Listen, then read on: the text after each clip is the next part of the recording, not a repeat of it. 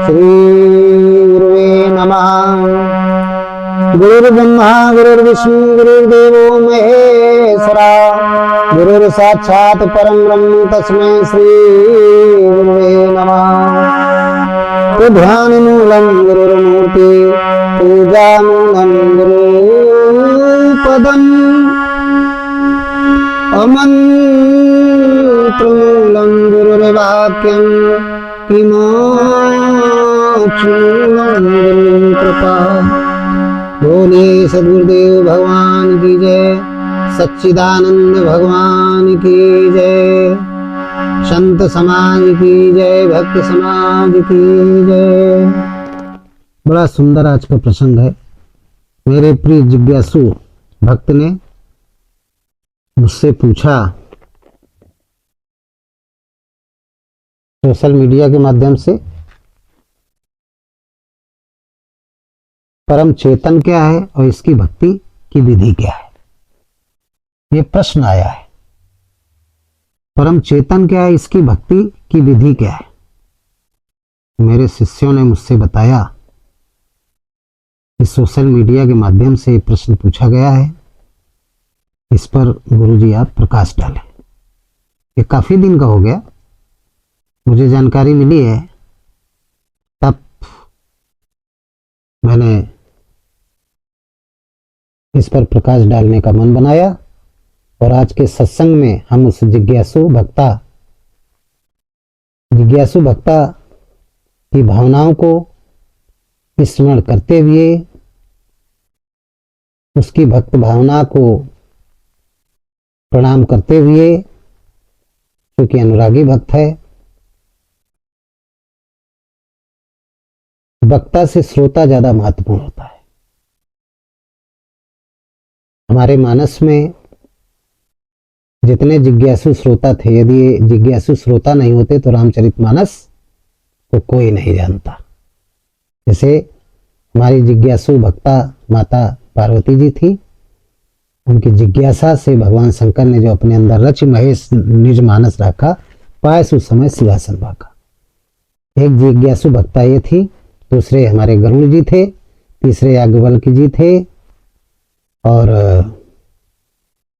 हनुमान जी थे, भरत जी, लक्ष्मण जी, शत्रुघ्न जी, इनके सदगुरु श्री राम जी थे, पार्वती जी के सदगुरु भगवान शंकर थे, गरुड़ जी के सदगुरु महाराज काकभूषुंडी जी थे, याज्ञवल्क्य जी थे महात्मा भरद्वाज जी के सदगुरु, और हम आप सब गोस्वामी तुलसीदास जी वो सदगुरु रहे। आज के युग में बहुत सदगुरु हैं जो अमृतमयी कथा आप लोगों तक पहुंचाते हैं। तो बिना श्रोता के वक्ता बेकार होता है, उसी तरीके से जिस तरीके से बिना फौज के राजा बेकार होता है। तो बड़ा अच्छा प्रश्न आया, इस पर हम प्रकाश डालेंगे कि परम चेतना क्या है और इसकी भक्ति की विधि क्या है।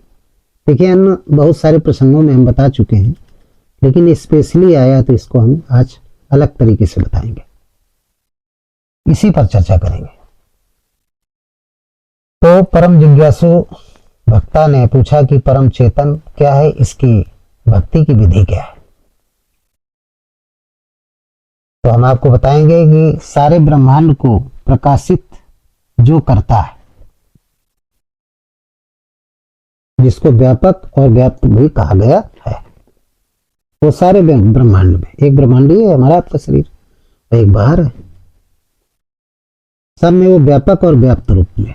हमारे जितने भी चेतन है उनमें व्यापक रूप में, और जितने जड़ हैं उसमें व्याप्त रूप में। व्याप्त रूप में नहीं होगा तो जड़ टिक नहीं पाएगा। व्याप्त का मतलब है उस परमात्मा के शरीर में सारे ग्रह नक्षत्र स्थित है। अब व्यापक का मतलब क्या है कि जितने भी चेतन उनके अंदर वो अंतःकरण में स्थित है, उसको व्यापक कहते हैं। व्यापक ब्रह्म एक अविनाशी सच्चेतन घनानंद राशि, अष्टम हृदय अक्षत विकारी सकल जीव जग दीन दुखारी। राम ब्रह्म व्यापक जग जाना परमानंद परेश पुराना। उसी को राम कहा गया, उसी को शिव कहा गया, वैसे उसका कोई नाम वाम नहीं है। अकथ नामे नामन रूपा ब्रह्म सुख है अनुभव रूपा।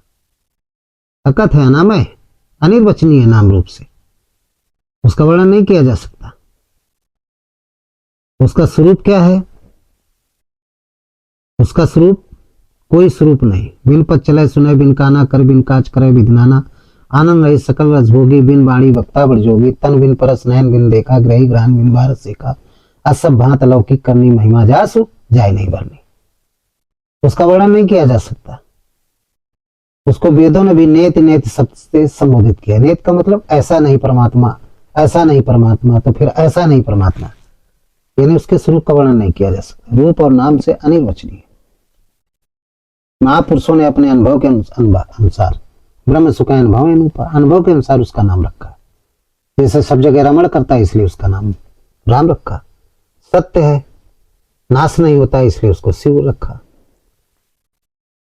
ब्रह्मांड के कण कण में इसलिए उसको ब्रह्म कहते हैं। स्वरों के श्वासों के स्वरों में इसलिए इसको ईश्वर कहते हैं। अंतःकरण में इसलिए उसको आत्मा कहते हैं। और स्थूल शरीर के हर सेल्स में धारा प्रवाह है इसलिए उसको जीवात्मा कहते हैं। और उसी का एक नाम चेतना है। और चेतना जहां से प्रवाह हो रही है, जहां से निकल रही, उसको क्या कहते हैं? चेतन कहते हैं। जैसे सूरज है, सूरज अपने सौर मंडल का राजा है। इसके सौर मंडल में 9 ग्रह हैं, तो 9 ग्रहों को ये प्रकाशित करता है। 9 के अलावा और किसी को नहीं प्रकाशित करता। 9 ग्रहों में इसके सौर मंडल में हमारा जो पृथ्वी है, ये भी एक ग्रह है, ये इसको प्रकाशित करता है। चंद्रमा करता है, शुक्र को करता है। तो इस तरीके से 9 ग्रह जो ग्रह हैं ये सौर मंडल में सूर्य के, तो इन्हीं को प्रकाशित करता, अन्य को नहीं करता। ब्रह्मांड में तो लाखों करोड़ों अरबों खरबों तारे ग्रह नक्षत्र बहुत हैं, सबको नहीं करता, सबको नहीं करता। तो प्रकाशित क्या सूरज आ जाता है सब जगह जा जाके? नहीं, सूरज अपनी जगह स्थिर है, जड़ रूप में है, स्थिर है। उससे जो किरणें निकलती है, अब वो किरणें निकलती है, पृथ्वी पे भी पड़ती, चंद्रमा में पड़ती, जितने 9 ग्रह हैं सब में पड़ती है। और सब में पड़ती है तो सब में जीवन है, प्रकाशित हो रहा, प्रकाशित हो रहा है, वो अपनी जगह स्थिर है। ये बहुत अच्छा उदाहरण आप लोगों को दे रहे हैं, आप लोग सुनिएगा। तो प्रकाशित हो रहा है, लेकिन वो सूरज सब कर परम प्रकाशित जो ही राम अनादि अवध पद सोई। अवध का पति, अवध हमारा शरीर है, वो दशरथ का पुत्र है। 10 इंद्रियों की निरोधमयी वृत्ति, वो क्या है? दशरथ है। जब निरोध कर लेते हैं, संयमित कर लेते हैं मन सहित 10 इंद्रियों को, तो अंतःकरण में वो परम चेतना जागृत हो जाती है, जो जड़ चेतन सब में रमण कर रही है। उस परम चेतना को ही राम कहते हैं। उसका कोई रूप नहीं है, नाम नहीं, लेकिन रमण करने की वजह से उसका नाम। जैसे पहलवानी करने वाले को पहलवान, गाड़ी चलाने वाले को गाड़ीवान, इसी तरीके से रमण करने वाले को राम कहा गया। उसकी क्रिया के द्वारा उसका नाम रखा गया, करनी के द्वारा उसका नाम रखा गया। तो उसका नाम राम है। वैसे है क्या? वो एक ऊर्जा है, चेतन, चेतना है, परम चेतना है। परम चेतना क्यों कहा गया? परम माने होता है विशाल, विशाल चेतना। तो विशाल चेतना है, पूरे ब्रह्मांड को, पूरे ब्रह्मांड में फ्लो है उसका, उससे किरणें निकलती, छोटी छोटी चेतनाएं निकलती, जैसे सूरज। तो सूरज की जो किरणें वो भी एक सूरज है।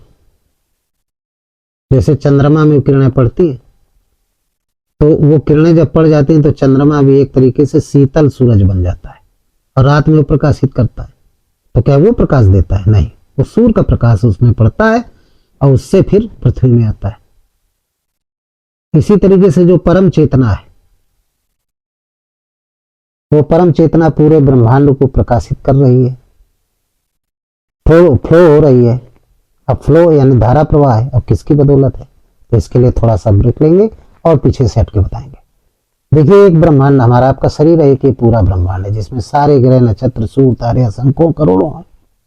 ये किनसे बने? तो गोस्वामी जी ने अपने मानस में लिख दिया है बहुत अच्छा। क्या? चाहे ब्रह्मांड हो चाहे बाहर का हो, तत्व तो असंख्यों है, लेकिन 5 तत्व मेन बताए, उनके द्वारा निर्माण हुआ है कि क्षिति जल पावक और गगन समीरा और पंच रचित यह अधम शरीरा।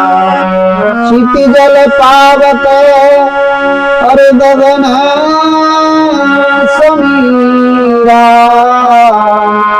पंच रचित अधम शरीरा पंच रचित अधम शरीरा। गोस्वामी जी ने लिखा क्षिति जल पावक गगन समीरा और पंच रचित अधम शरीरा। केवल इसी शरीर के बारे में नहीं कहा गोस्वामी जी ने, सारा ब्रह्मांड भी एक शरीर है। ये भी 5 तत्वों से, मेन जो 5 तत्व हैं इन्हीं से बना हुआ है। चाहे सूर्य हो, चाहे चंद्रमा हो, जो भी है इन्हीं 5 तत्वों से। इन्हीं किसी में 2 तत्व हैं, किसी में 3 तत्व हैं, किसी में 4 तत्व हैं, किसी में 5 तत्व हैं। जैसे पृथ्वी, यहाँ 5 तत्व हैं। चंद्रमा में 2 तत्व हैं, 3 है ही नहीं। ऐसे और भी तमाम ग्रह हैं, लेकिन कोई ना कोई तत्व है। 5 ये तत्व हैं, इन 5 तत्वों से ही बने हैं। कहीं 1 तत्व से, कहीं 2 तत्व से, कहीं 3, कोई 4 से, कोई 5 से। और जहां 5 तत्व हैं वहां पे जीवन है, और 5 में एक भी तत्व गायब है तो वहां जीवन नहीं है। उसमें प्रमुख तत्व कौन है? जल और वायु। जल और वायु।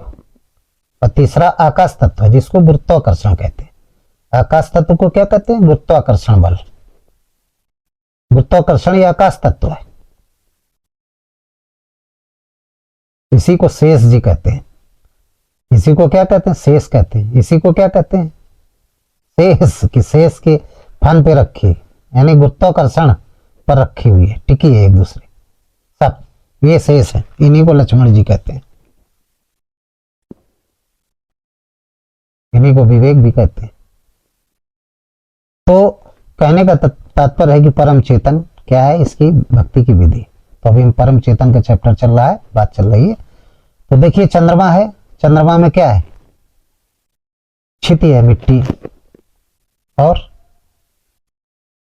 पावक है, ताप है।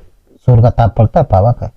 लेकिन गगन नहीं है, जल नहीं है और वायु नहीं है। गगन का मतलब गुरुत्वाकर्षण, गुरुत्वाकर्षण नहीं है, पानी नहीं है, हवा नहीं, इसलिए वहां जीवन नहीं है।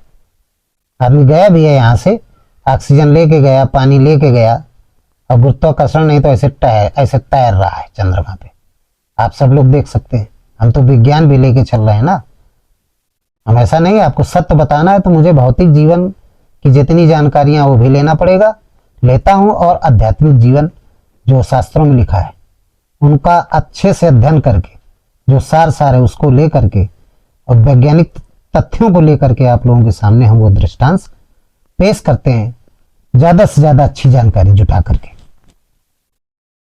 तो चंद्रमा में जीवन नहीं है, क्योंकि ना वहां हवा है, ना पानी है, ना गुरुत्वाकर्षण है।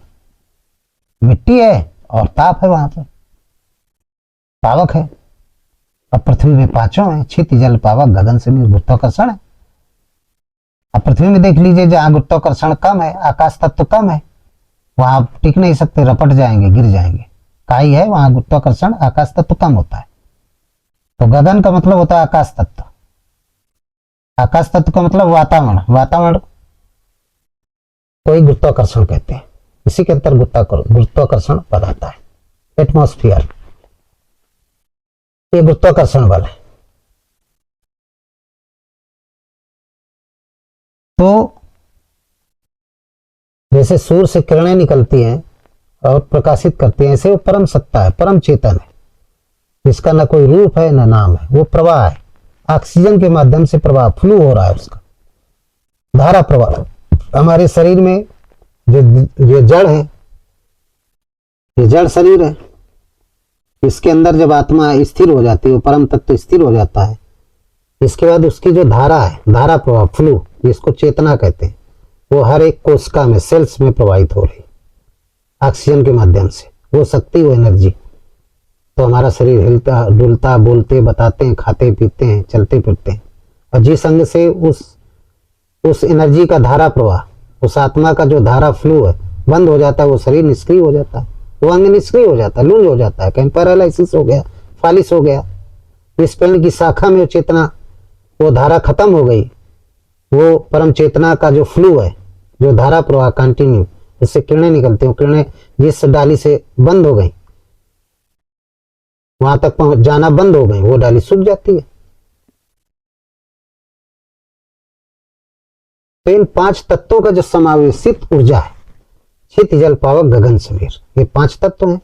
इन 5 तत्वों की जो ऊर्जा है उसको एक समावेशित कर दिया जाए, संयुक्त कर दिया जाए, कंपाउंड कर दिया जाए, मिश्रित कर दिया जाए, और मिश्रित रूप वाली जो ऊर्जा है उसी को चेतना कहते हैं।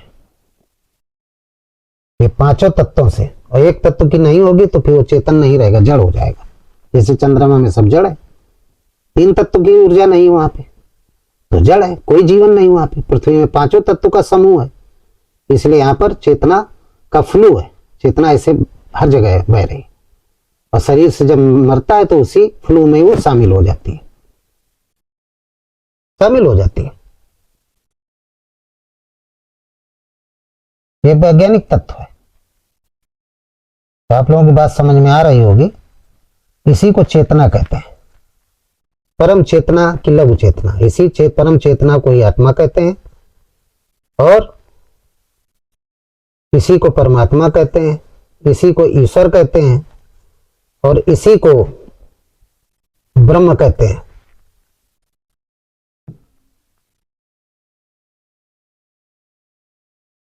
भगवान कृष्ण ने गीता में कहा, उपद्रष्टान मनता चा भरता भोक्ता महेश्वरा परमात्मा एक चाप युक्त देहस्मिन पुरुषा पर। उनसे भी पूछा अर्जुन ने, उन्होंने भी चेतन के बारे में बताया कि चेतन क्या है, उपद्रष्टा रूप में। ये चेतन 5 तत्वों की एनर्जी उपद्रष्टा रूप में सबके शरीर में है, और जब उसको नाम के जब से साधक जगा लेता है तो अनमनता हो जाता है, फिर वो भरण पोषण करने लगता है। प्रकृति की स्थिति, प्रकृति की स्वामिनी हो जाता है वो नर पुरुष। जब और साधना उन्नत अवस्था में पहुंचती परावाणी क्षेत्र में, तो परमात्मा व्यक्ति चाप युक्त देहस्मिन पुरुषा परा, तो वही पुरुष परमात्मा स्वरूप हो जाता है, उसको साकार ब्रह्म कहते हैं। श्री राम की स्थिति, श्री कृष्ण की स्थिति, बुद्ध की स्थिति, 24 अवतार, संत कबीर, तुलसी, परशुराम, ये सब की स्थिति हो जाती है। परशुराम जी थे और चेतना इनकी जागृत हुई, सन्मुख हुए जीव मोहि जब जन्म कोटि अग्नाश है, तो वही श्री राम जी के सामने हुई, श्री राम जी के अंदर वो परम चेतना जागृत थी, तो ब्रह्मस्वरूप हो गए थे। वाल्मीकि जी, वाल्मीकि भय ब्रह्म समाना, ये एक जन्म की साधना नहीं, कई जन्मों की साधनाओं का फल होता है। भगवान श्री कृष्ण अर्जुन को बता रहे थे कि 7 जन्मों तक आप हमारे साथ तपस्या की है, नरनारायण रूप में, बद्रीनाथ में, और भी तमाम।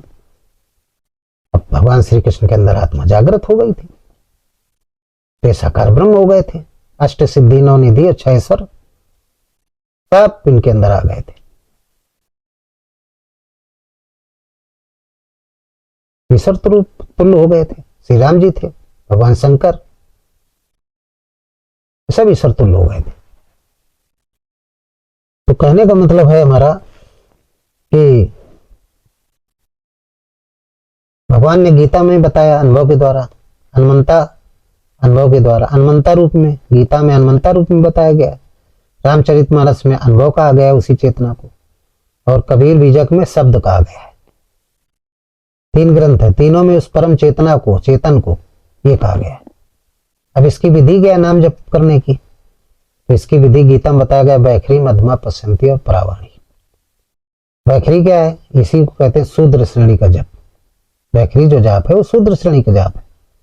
अब इसी को हरिजन कहते हैं। व्यक्ति जीवन में कभी भगवान से विरक्त रहा हो और कोई व्यक्ति मिल जाए, उसके माध्यम से थोड़ा सा ज्ञान प्राप्त हो जाए, लगाव हो जाए, मंदिर जाना शुरू कर दे, इसके बाद और लगाव हो जाए, नाम का जप करने लगे, गुरु मिल जाए, सदगुरु मिल जाए, तो नाम का जप करना शुरू कर देता है, तो उसको हरिजन कहते हैं। हरि माने भगवान और जन माने उसका सेवक, वो सेवक बन जाता है। तो जोर जोर से नाम जपता है, अभ्यास के तौर पे, स्वयं सुनता है, दूसरे भी सुनते, उसको वैखरी कहते हैं। 2-3 महीने किया, 2-3 महीने करने के बाद फिर मन में राम राम जपो, होंठ और कंठ हिले, आप कहो आपे सुनो, अगल बगल वाला न सुन पाए, 2-4 महीने किया, इसके बाद और अभ्यास हुआ, मन लगा, मन टिकने लगा, पश्चंती पहुंच गए।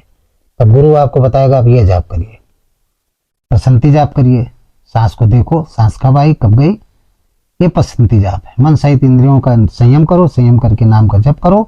पश्चंती विधि में काम, क्रोध, मत, लोभ, ईर्ष्या, द्वेष इनका हवन होने लगता है, इसी को जप यज्ञ गीतम कहा गया। फिर आगे बढ़ेंगे तो आप परावाणी क्षेत्र में पहुंच जाएंगे। परावाणी क्षेत्र में पहुंचेंगे, परावाणी तक पार्वती का क्षेत्र है, भाव भाव विभव पराभव कारण, परावाणी तक पार्वती का क्षेत्र है। परावाणी जब क्रॉस कर जाएंगे तब कबीर कहा जाता है, जब मरे अजपा मरे, आनंद हो मर जाए, सूरत समानी शब्द में ताई काल ना खाए।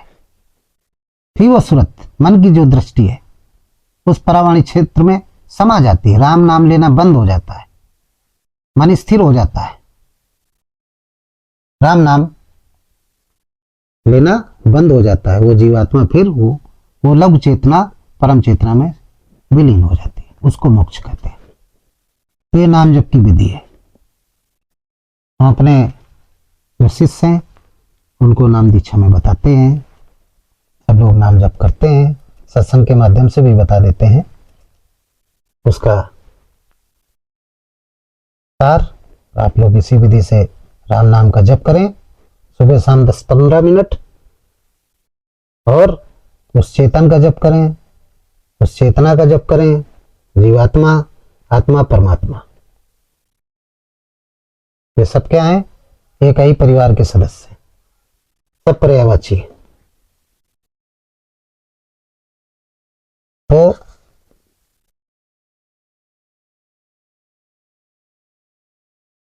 रामचरितमानस में व्यापक ब्रह्म एक अविनाशी सचेतन घनानंद राशि अष्टम हृदय अक्षत विकारी सकल जीव जगदीन दुखारी उमा कहो निज अनुभव अपना सत हरि भजन जगत सब सपना। भगवान शंकर ने कहा, उसको अनुभव के द्वारा जाना जा सकता है।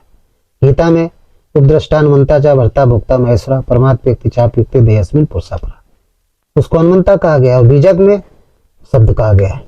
कभी ने कहा है, क्या कहा है बीजक में उस चेतन को कि शब्द शब्द सब कोई कहे और जो है शब्द विदेह है, और जिह्वा पर आवत नहीं कि निरख परख करे ले।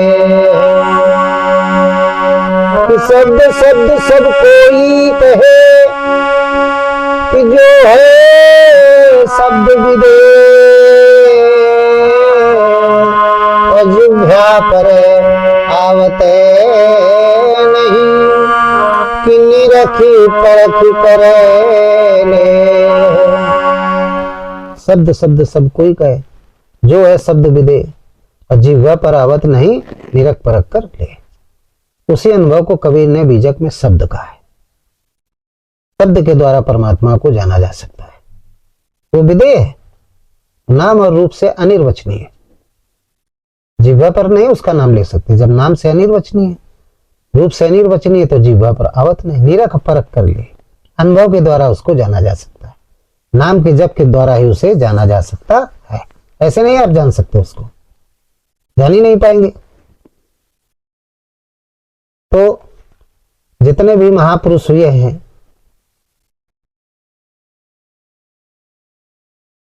ये सब नाम के जप से, पश्चंती विधि के जप से, परावाणी के जप से उस स्थिति तक पहुंचे हैं, निराकार से साकार हो गए हैं। वो निराकार परमात्मा उनके आत्मा में, अंतःकरण में वो चेतना जागृत हो गई है, तो वो साकार ब्रह्म हो गए। राम की स्थिति, श्री कृष्ण की स्थिति, ब्रह्मा विष्णु महेश की स्थिति वाले, बुद्ध महावीर 24 अवतार हैं, उनकी स्थिति, सूर तुलसी कबीर की स्थिति, शंकराचार्य की स्थिति वाले हो गए। आज भी महापुरुष है, लेकिन उनको हम आप पहचान नहीं पाते हैं। जब तत्वदर्शी सदगुरु मिल जाएगा जो आपके टेढ़े मन को सीधा कर देगा, तो आप पहचान जाएंगे। तो ये नाम के जप से, जब राम नाम का जप करेंगे तो उस जप के प्रभाव से आप जान जाएंगे कि तत्वदर्शी सदगुरु है कि नहीं है। बिल्कुल आप जान जाएंगे। तो कहने का मतलब है, आप जब उस सदगुरु के जो शंकर स्वरूप सदगुरु है, वंदे बोधमयम नित्यम गुरु शंकर रूपम यमासितो वक्रोप चंद्रा स्रवत वंदते। शंकर स्वरूप जो सदगुरु होता है, शंकर स्वरूप सदगुरु किसे कहते हैं? जो टेढ़े चंद्रमा रूपी टेढ़े मन को सीधा कर दे, साधक के टेढ़े चंद्रमा रूपी मन को सीधा कर दे। संसार में हर व्यक्ति का टेढ़ा मन है। जब सदगुरु मिल जाता है तो इधर उधर टेढ़े मन के कारण ये देवता वो देवता इधर उधर पूजा करता है, वो सब बंद करके एक चेतन का भजन करने लगता है, एक परमात्मा का, एक आत्मा का, एक ब्रह्म का, एक राम का जप करने लगता है। फिर इधर उधर नहीं भागता। क्यों? उसका जो टेढ़ा मन था वो हो गया सदगुरु की कृपा से सीधा हो गया।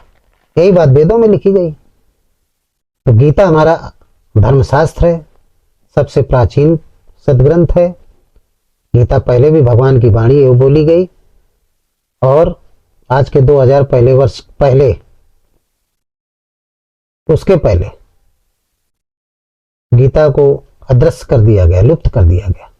राजा महाराजाओं का समय था, भ्रांति फैलाई गई कि गीता पढ़ने से बच्चे सन्यासी हो जाएंगे, तो गीता को बंद करवा दिया गया भगवान कृष्ण के पहले।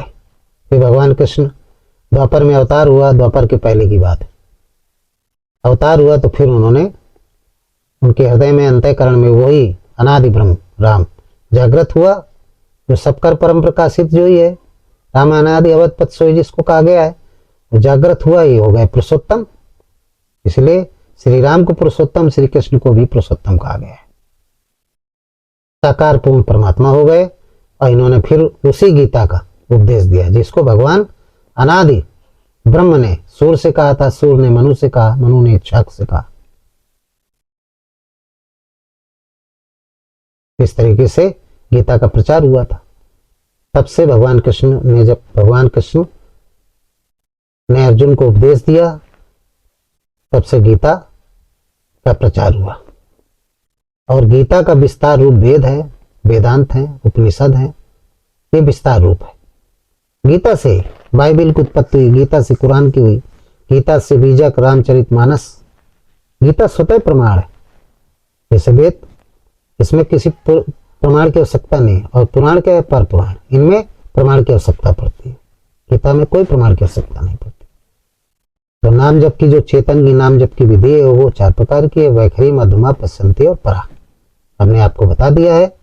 इसी विधि से आप लोग भजन करें और उस परमात्मा को प्राप्त करें, सच्चित आनंद रहें और मोक्ष को प्राप्त करें। तो जीवात्मा, आत्मा, परमात्मा के बारे में हमने बताया आप लोगों को। आप लोगों ने सुना कि वो जो बिन पद चले सुने बिन काना, वो नाम रूप से अनिर्वचनीय है, वो परम चेतना है, उसी को परम चेतन कहते हैं।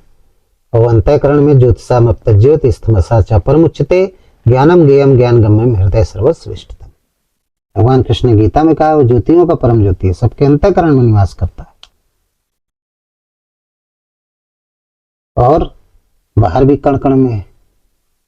तो आप लोगों की बात समझ में आ गई होगी। इन्हीं शब्दों के साथ आज का प्रसंग समाप्त करते हैं। बोलिए सद्गुरुदेव भगवान की जय, सच्चिदानंद भगवान की जय। सर्वे भवन्तु सुखिना, सर्वे सन्तु निरामया, सर्वे भद्राणि पश्यन्तु मा कश्चित् दुःखभाग् भवेत्।